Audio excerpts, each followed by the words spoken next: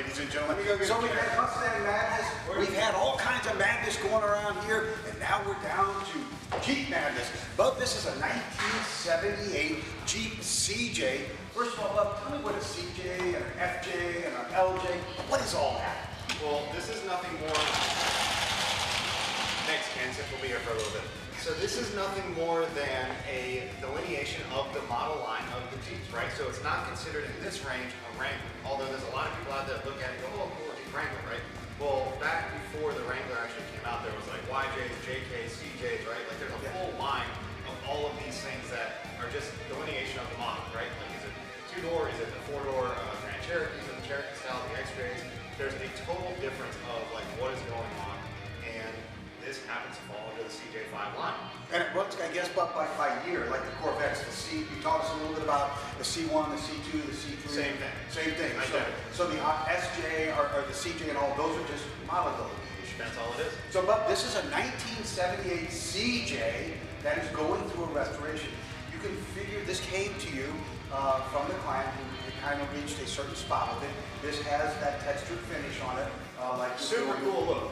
Very cool, yeah. Like I get what he was going for. Like it's kind of like the military green. You know, it's not all military spec, but it is kind of like a military green. It does have that cool, super aggressive texture coating that everybody loves nowadays. It's sort of a fad right now, which will soon be gone. But you started that fad. So yeah, a couple years ago. Yep. It's been holding strong pretty good for a while now, and you know, it's got the tan interior seats in it, so you kind of got that military feel to it, right? The old school style. But he is at the same time modernizing the crap out of it, right? The power disc brakes, the electronics, all the LED lighting, right? Yes. So the things that you want to enjoy, the tilt column that's in it, the things you want to enjoy when you're out cruising, even something this old has more of a modern flair and feel to it, so you have the reliability, you don't have electronic issues, it's got the electronic ignition in it, so a lot of great things that are going to make this thing really enjoyable for him to just cruising out South Florida. And but this is actually going to be used in an off-road fashion. He does wild boar hunting. We have a lot of wild boar running around down here. That's right. I mean, you have to feather those out. I'm not a hunter, you're not a hunter. And he also does alligator hunting a lot. That's right. So, Bub, what are you going to work on this today? So part of this restoration, it's probably a B-level restoration. It's not quite where you are, but there's a lot of good thought that went into this. Yeah, you know, these things are, you know, they're Jeeps, right? So Jeeps are, they're iconic, right? There's a massive following for them, and you know, there's a huge demand for Jeeps.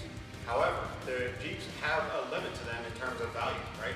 No matter how much you put into a Jeep, it's still only going to be worth X. Correct. So, you know, understandably, right? Like you don't want to put 50 grand into something like this. It's never going to be worth 50 on the backside. Now, maybe it's never going to attempt to sell it or get rid of it or flip it, but that's just knowing like, is that a smart investment or not? So, you know, typically like the 15, 20, maybe 25 range of these things is a really good number, and that gets you a really good, solid platform. Something that looks great, drives great, super fun, reliable. In this case, now it's actually here at BEM for a full custom exhaust. This does have a set of headers on it.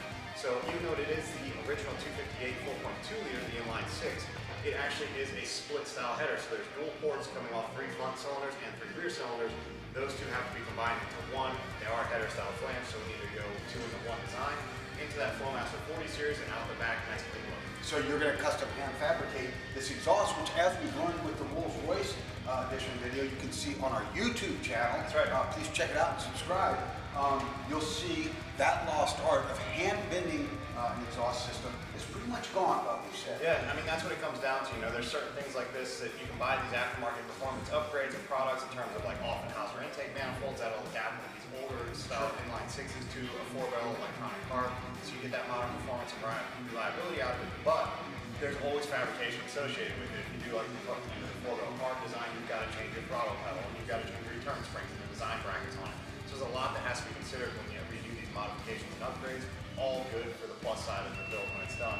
But in this case, we do have to do a full custom exhaust front and rear on this. So, Bob, let's get started and check in with you as you're making the build. Sounds good.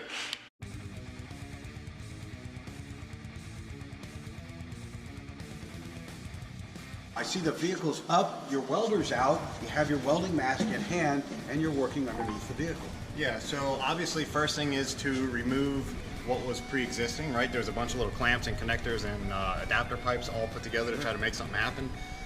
So I removed all that stuff to start from scratch, and I've already gotten in my first 75-degree bend with my, like I mentioned, 2 into 1 Y pipe. So I'm gonna go ahead and mock those pieces up, get spot welds on them, and then keep connecting the dots from there. And then, Bub, you just kind of run from here through, will you channel up through the skid plate or just walk it straight back? You'll actually hide the exhaust, won't you? It's all going to be inside the skid plate. Okay.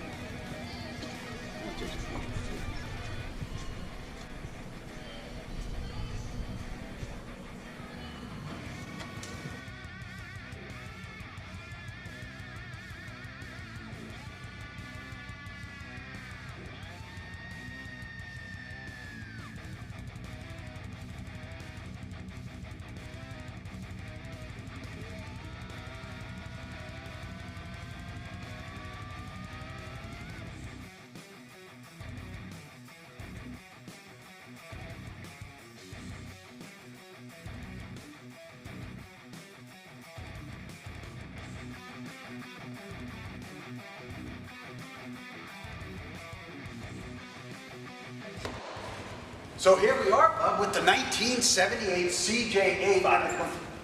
1978 CJ, 1978 CJ5, and it's been completed. The exhaust system is now hand fabricated, but manufactured a hand fabricated 2-into-1 or Y pipe, as we call it. Why is it a Y pipe, and what did you do there? So, you know, it's like we talked about earlier on, before I started building this system, this is it's an aftermarket header that's on this thing, right? Not just like an original exhaust manifold, like a cast iron. So this thing has, instead of a single outlet from all 6 cylinders into one, like a precast mold, this is actually 3 individual tubes that had 2 outlets. So you have to either do a dual exhaust system from each all the way back. This client didn't want that. He just wanted a simple 2-into-1 system that looks like a nice factory style install when it's done. And it turned out beautiful. 2-into-1 turned out beautiful. 2 1/4 size piping all the way back into a nice Flowmaster 40 series. And it sounds super good. And you know what, Bubba? As luck would have it, you actually ran out of gas, did you say it was? Yep, that's the way it goes. Okay, so being gas, tell us a little bit about what it is and what you needed gas for. I suppose it's like a gasoline pump or something like that? Yeah, no, so like when you're welding, right, so you actually have like a wire speed, a heat, a temperature, and also your gas mixture that you're using. In this case, carbon and oxygen, right? So I'm trying to mix those numbers and ratios, and that's actually what performs and creates such a beautiful weld, which is not only good looking, but also super strong and super reliable. So, Bub, how did it turn out? You did a 2-into-1 Y pipe, and you went 2-into-1. You went down to a, I can see you went into a single in, single out Flowmaster muffler, and then you hand fabricated a tailpipe for it as well. Yeah, that's right, man. It it turned out great. It was a super, I wouldn't say complex design, but it was a little more tricky just doing that 2-into-1 in such a tight, range of area, because this is still, it's an original Jeep, right? So these things, 99% of them were manually transmission, operated, right? So then you're now considering not just the size of, instead of 1 pipe going there, you've got 2 pipes, so double the sizing.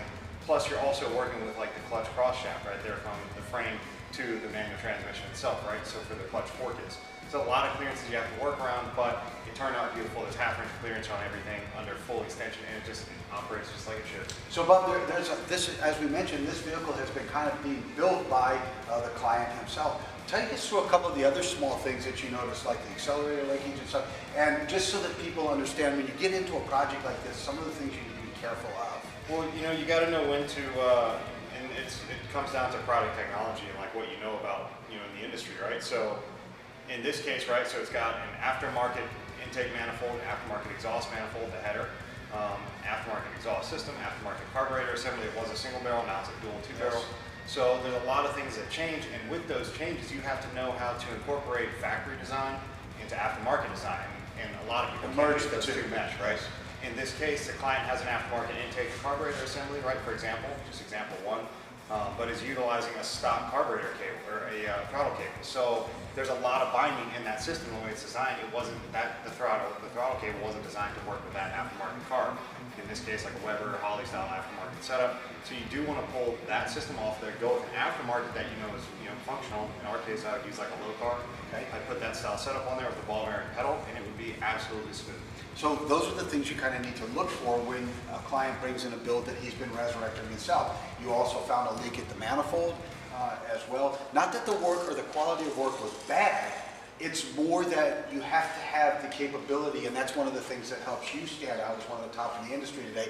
You have a very versatile encyclopedia of knowledge in your head about how to merge the two technologies together, the old and the new. You're definitely known for that, Bub, in our industry. Yeah, I mean, if you can take the time to master that, figure it out, and figure out how to make things work together, then it really makes stuff enjoyable. It's another great job. You can take aftermarket products, bolt them onto something that wasn't ever designed for that setup and system, and then make them work 100%. That's exactly what you're going to do. Well, Bub, congratulations. It's another great job done by you. Thank you. Right on.